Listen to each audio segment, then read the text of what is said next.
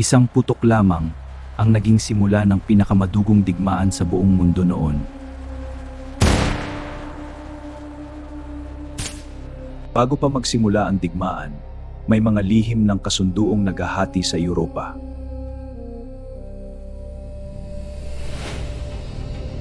Palihim na naghahanda ang malalaking bansa para sa isang digmaang matagal nang inaasahan. Sa loob ng makikitid na trench, araw-araw hinaharap ng sundalo ang takot at kamatayan. Unang ginamit sa World War I, ang nakamamatay na poison gas laban sa tao.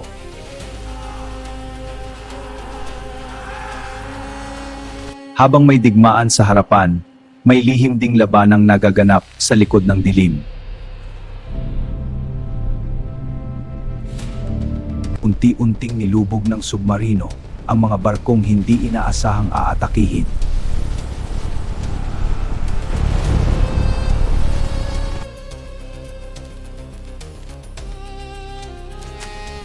May mga mensaheng lihim na nagbago sa direksyon ng buong digmaan.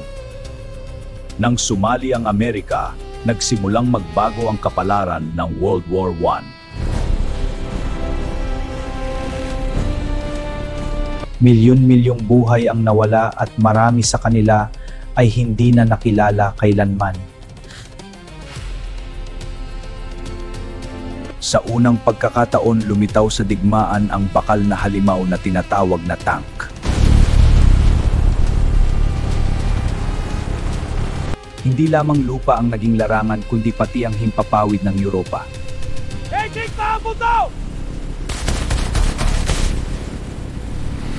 Bawat galaw ng sundalo noon ay bahagi ng mas malalim na lihim na estratehiya. Ilipat natin ang mga unit sa silangan. Ito ang ating pangunahing opensiba.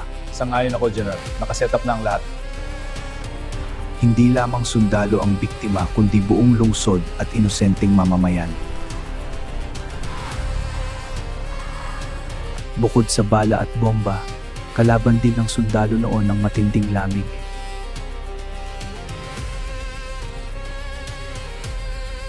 Unti-unting lumabas ang mga sandatang kayang pumatay ng libu-libong sundalo sa isang iglap.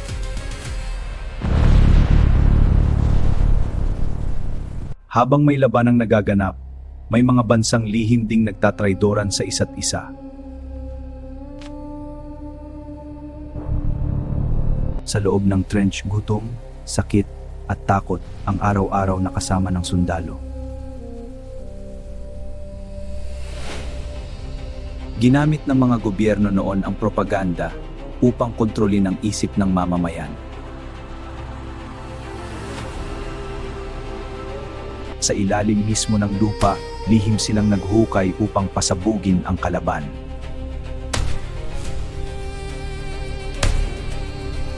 May mga lihim na code noon na kayang magpasimula o magpatigil ng malawakang pag-atake. Dahil sa World War I, tuluyang bumagsak ang malalaking imperyo ng mundo noon.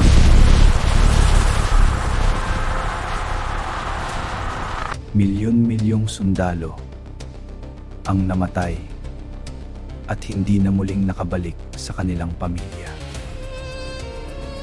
Tinawag nila itong nawawalang henerasyon dahil milyon-milyong kabataan ang hindi na nabuhay.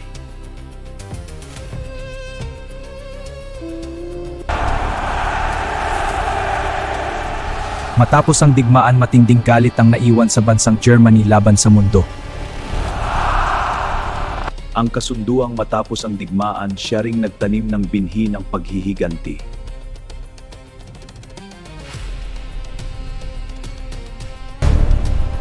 Habang naghihirap ang Europa, unti-unting sumulpot ang mas mapanganib na ideolohiya. Kahit tapos na ang digmaan, may mga bansang lihim pa ring naghahanda para sa susunod. Hindi alam ng mundo noon na mas malaking digmaan pa ang paparating pagkatapos nito. Ang World War I ay hindi lamang simpleng digmaan kundi simula ng mas madilim na kasaysayan.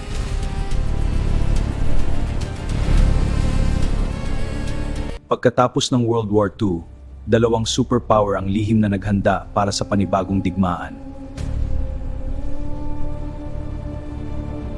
Unti-unting napuno ng nuclear weapons ang mundo habang lumalala ang tensyon ng Cold War.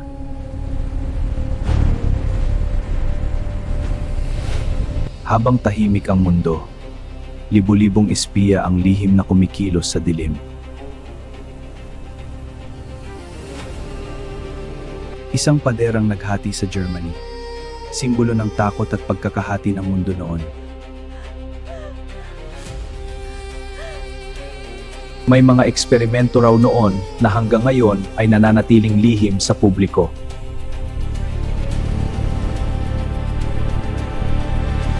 Hindi lamang lupa ang pinag-agawan noon, kundi maging ang kalawakan ng space. Countdown, 3, 2, start.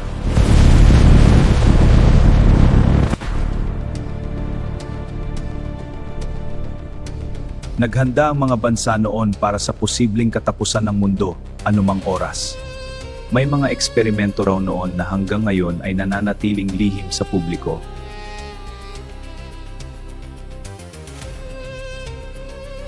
Muntik nang magsimula ang nuclear war dahil lamang sa ilang missile sa Cuba.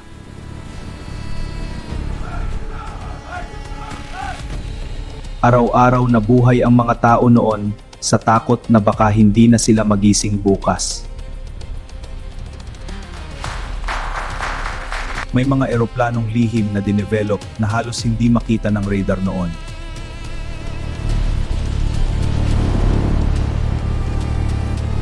Hindi lahat ng espiya noon ay tapat sa bansang kanilang pinaglilingkuran.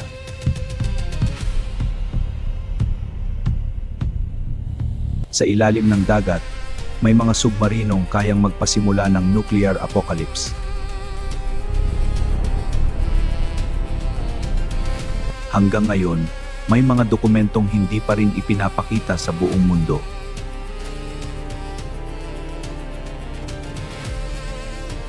May mga tsismis noon tungkol sa lihim na eksperimento para kontrolin ang isip ng tao.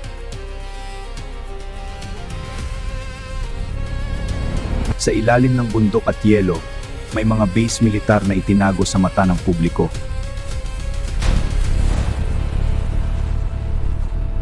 Sa kalawakan, lihim nilang minamanmanan ang bawat galaw ng kalabang bansa.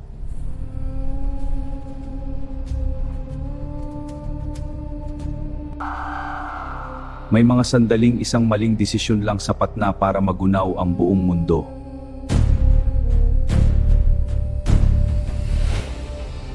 Hindi lang sundalo ang natakot, buong mundo noon ang naghintay sa posibleng pagsabog.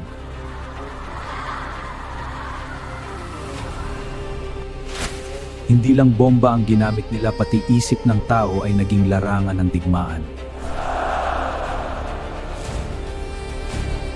Sa likod ng diplomasiya, may mga taong nawala, pinatahimik at hindi na nakita. Sa mga lihim na laboratorio, sinubukan nila ang mga bagay na hindi dapat ginagawa sa tao.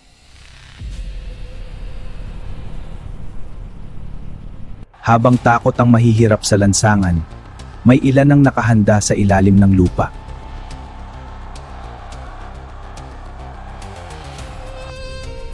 Это ложная тревога, не стреляй!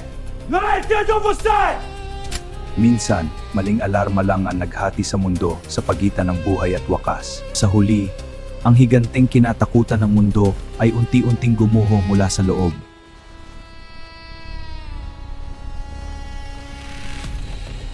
Kahit natapos ang Cold War, naiwan pa rin ang mga sandatang kayang gumising muli.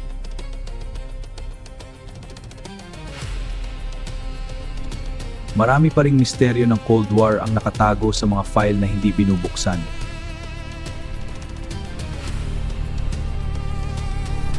Ngayon, hindi na lang missile ang sandata, pati impormasyon ay kayang magbagsak ng bansa.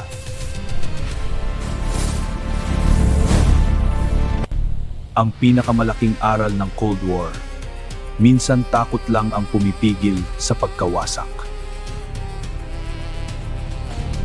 Hanggang may nuclear weapon sa mundo, mananatiling buhay ang panganib na minsang muntik nang sumira sa lahat. Habang tahimik ang Cold War sa lupa, nagsimula naman ang lihim na labanan sa kalawakan. Noong 1961, unang narating ng tao ang outer space gamit ang lihim na Soviet mission. Nabahala ang Amerika dahil tila nauuna ang Soviet Union sa teknolohiya ng kalawakan. Control, we have confirmation. Soviet rockets are in ascent. Trajectory is stable. Sa likod ng space race, may mga rocket project na hindi ipinakita sa buong mundo.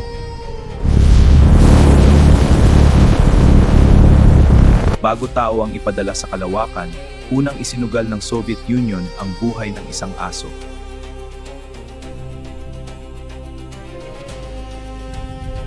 Hanggang ngayon marami pa ring nagtatanong kung tunay nga bang nakarating ang tao sa moon. May mga footage raw noon na itinago dahil sa kakaibang nakita sa kalawakan.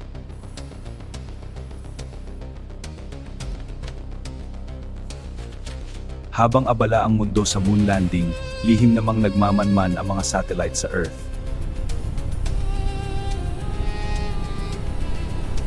May mga mission noon na misteryosong nawala at hindi na muling nakita kailanman.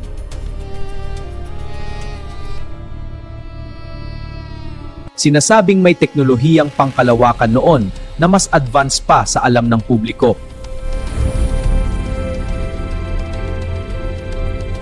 May mga naniniwalang may nakita raw na kakaibang bagay ang astronauts sa ibabaw ng moon.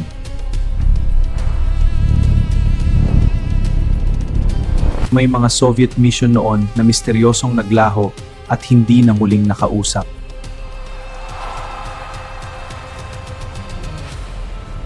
Hanggang ngayon, may mga NASA files pa ring hindi pinapakita sa buong publiko.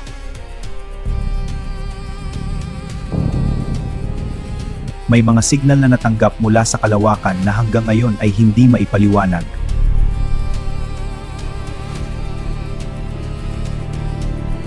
Sa panahon ng Cold War, may plano raw gumawa ng sandata direkta mula sa kalawakan.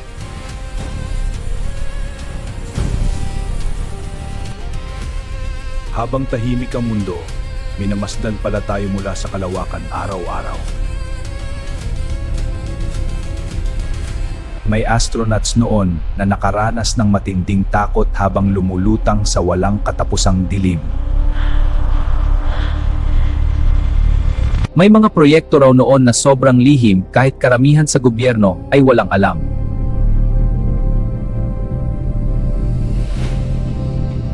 May mga astronaut na nagsabing may nakita silang kakaibang ilaw na sumusunod sa kanila.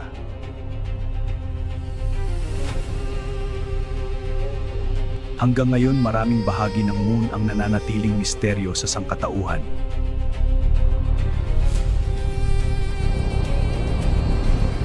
Sinasabing may mga space station noon na hindi kailanman ipinakita sa publiko.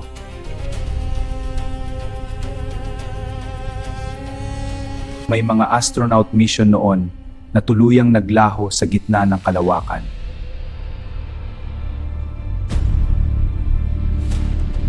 May mga tunog mula sa space na hindi maihahalin tulad sa anumang bagay sa Earth.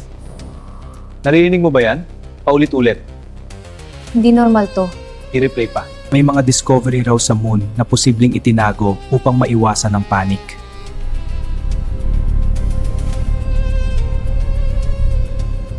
Habang natutulog ang mundo, may mga eksperimento raw na nangyayari sa kalawakan.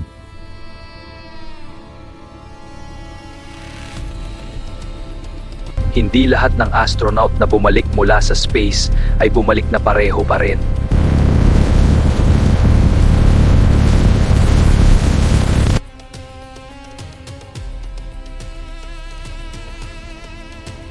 Sa lawak ng kalawakan, posible kayang hindi tayo nag-iisang may buhay? Unti-unting nagiging bagong battlefield ang kalawakan para sa susunod na digmaan. Sa gitna ng walang katapusang kalawakan, napakaliit pala ng mundo at ng sangkatauhan.